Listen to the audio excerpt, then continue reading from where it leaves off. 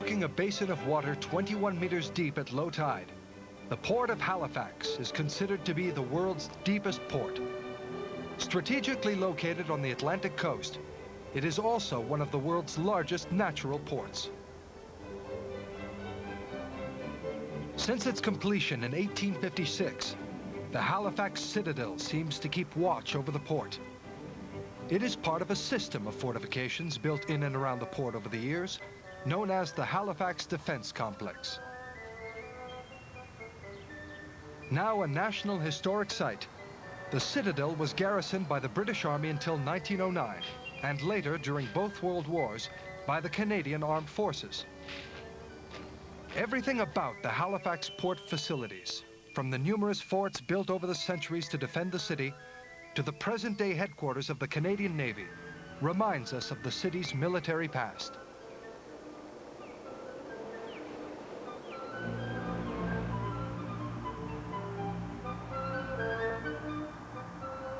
Today, Halifax is a magnificent port city, calm on the outside, but masking a truly tortured past marked by war and tragedy. The capital of Nova Scotia, Halifax was founded in 1749 and named in honor of Lord Halifax, then president of the English Board of Trade. The settlement had many natural advantages. Its port, the most easterly in North America and ice-free all year round, was on its way to becoming a hub of international trade. But the British established a large settlement on the Atlantic mainly for strategic purposes. Halifax was founded as the English counterpart to the large fortress of Louisbourg in Cape Breton, the base of French garrisons in the 18th century.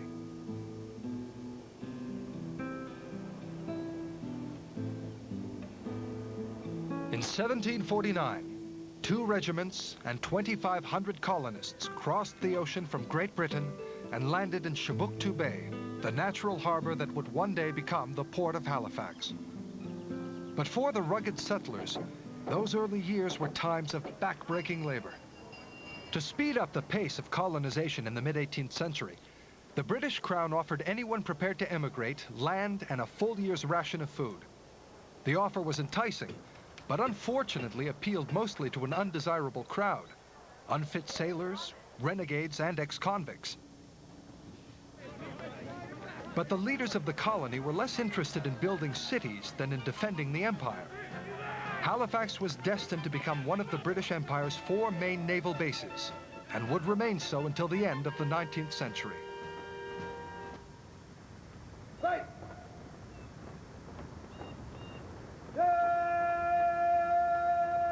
In 1755, war was imminent between France and England, and Halifax was caught in the middle. Fearing that the French-speaking Acadians would lack loyalty to the English crown in the event of a conflict with France, the authorities decided to deport them to the American colonies. 1/3 of the exiled population settled in Louisiana. The fateful decision was taken in Halifax. The following year, France and England officially went to war. A garrison was stationed at the port of Halifax. War brought with it new wealth and prosperity. In 1758, the city of Halifax was stimulated by the arrival of some 22,000 military personnel. That was the first example of many of Halifax prospering during war. So there was this cycle: when there was a war, Halifax prospered. When there was peace, Halifax declined. Now, the war meant that, of course, the British increased their presence in this particular area. It was new, but they saw it as an advantageous strategic location. So more ships, more transport ships with troops and sailors and so on were sent here. And as far as the local people were concerned, there were other opportunities, obviously, to supply all those new arrivals and to try and take advantage of any opportunities on the water on the ocean that occurred. In 1760, when Canada was developing as a colony of Great Britain, a large percentage of Halifax's 6,000 inhabitants were soldiers or civil servants. When the war ended, soldiers packed their bags and left, causing a 50% decline in the population. The whole city moved at a slower pace, with the exception of the port, which by now was one of the busiest between Boston and Quebec City. A period of intense trade began between the United States and Halifax, and because of her favorable geographic position, Halifax also developed trade links with the Caribbean. The year 1775 marked the start of yet another war, the American War of Independence. Once again, Halifax became the center of British naval operations and the British fleet's main North American port. Thousands of soldiers swarmed the city. Once again, war served Halifax's interests. When the conflict ended, thousands of exiled loyalists settled in Nova Scotia, doubling its population. And the cycle of war continued, with the French Revolution in 1789, then the War of 1812 between the United States and Britain. Again, England made full use of its Atlantic naval base. The 19th century started off reasonably well, certainly with the wars. So until the wars were over towards the, well, about 1815, 16, a lot of fortunes were made. The port was developing. But then there was a very bad depression until early in the 1820s.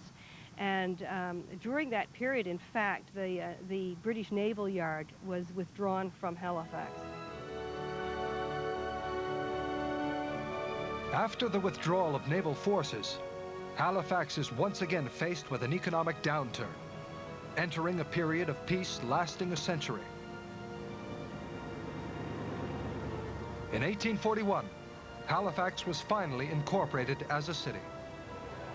Halifax would soon give thousands of immigrants their first taste of life in Canada and play a prominent role in the two great wars of the 20th century.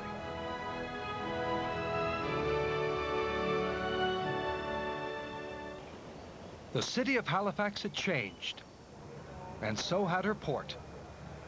The arrival of the Intercolonial Railway in 1876 seemed to promise great things for Halifax. Already, merchants were imagining the thousands of tons of goods that would be shipped from the heart of the continent to the port of Halifax, and from there to the entire world. That was a theory, which didn't work very well for a number of reasons. But one of the major reasons was that the center of population was, of course, in the middle of the country, and merchants in Montreal and Toronto were much more interested in being able to get their goods quickly to market, and tended to see this as a very long route, and so went south and went through American ports in order to conduct their trade. So the theory was great. If you really had any kind of government policies that enforced it, that would be great.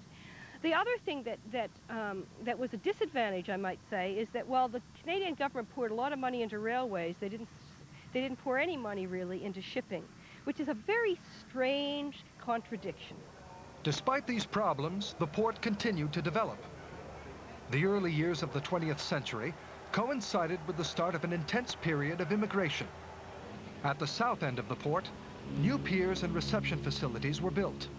The port needed installations capable of welcoming immigrants, supporting an entirely new merchant navy, and accommodating transatlantic liners. But the 20th century is also the era of the two great world wars. Halifax returns to its military roots.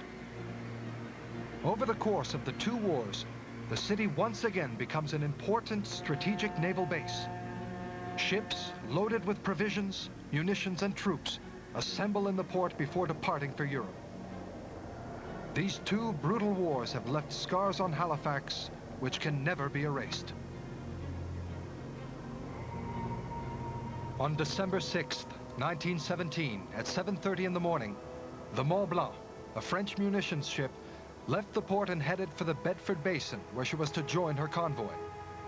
Loaded with acid, TNT, gun cotton, and benzene, the vessel was literally a floating bomb.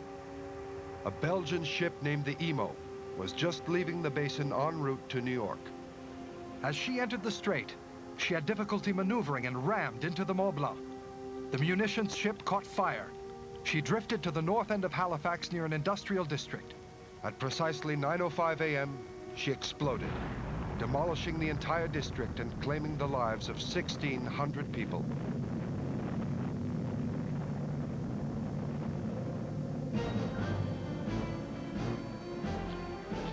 On July 18, 1945, during the Second World War, the explosion of a munitions warehouse on the Bedford Basin Pier shattered the windows of nearby houses, killing one resident of the area which had barely recovered from the tragedy of 1917.